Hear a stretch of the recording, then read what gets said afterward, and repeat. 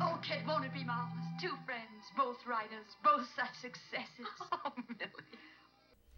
That was the voice of Miriam Hopkins, and the film in question is called Old Acquaintance. In this one, Betty plays an author named Kit Marlowe, and Miriam is her lifelong friend who is named Millie Drake. Now, there's some backstory given that explains that at some point Kit was taken in by Millie's family, which does go some way to explain why Kit is so loyal to Millie, because to be honest, Millie is pretty much a jerk. They are two very different women. Kit is centered, unaffected, and down to earth, and Millie is high strung, dramatic, and incredibly self centered. The movie begins as the two women are settling into young adulthood. Kit has had some critical, although not financial, success with her writing, and Millie has just married Preston, who is played by John Loder. Millie is apparently not content to be merely a young bride, and feeling that Kit is receiving a little bit too much attention, decides that she too will become a successful author. You've got everything all planned out, haven't you, Millie? Oh, of course, it's only a dream, but it's a lovely dream. Success is thrilling, isn't it, Kit? I guess so, Millie. But it's funny how soon you get used to it. I never should. I'd always want more and more. Don't you want to go on to bigger things? Well, I don't know about bigger things. Other things, perhaps. Such as? I don't know. I'd like to write a play. A play? Yes, an opening night must be thrilling. All the people calling, author, author. But you know, Kit, I think I'll just stick to my books. All you need to do to become rich and famous is to wish for it, because when the movie skips forward a few years, we see that her books have become very successful.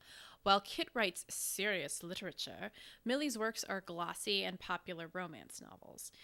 This is a movie from the 1940s, so of course her success is putting a strain on her marriage to Preston.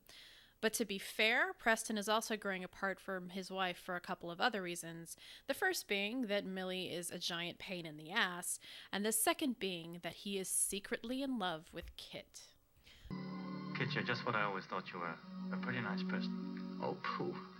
I don't know what I'd have done if you hadn't been around all these years. Just to look at you. I know.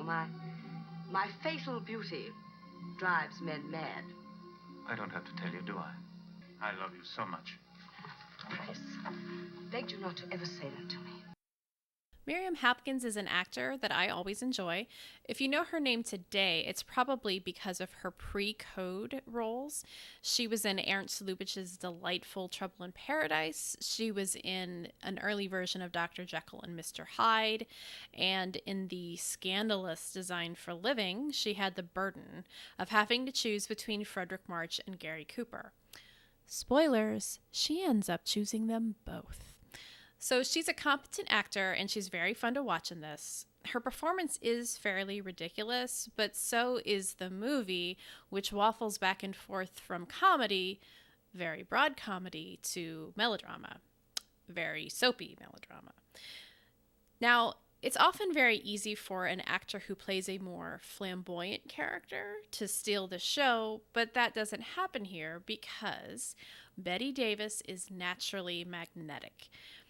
Her Kit is likable and intelligent and attractive, and while Millie has a deep insecurity that causes her to lash out, Kit projects a deep confidence in herself, which allows her to always come out on top of her interactions with Millie, whether she's casually dismissing Millie's rudeness, or when she finally gets enough of her bullshit and in a famous scene, grabs her and shakes her so hard that her teeth almost rattle out of her head.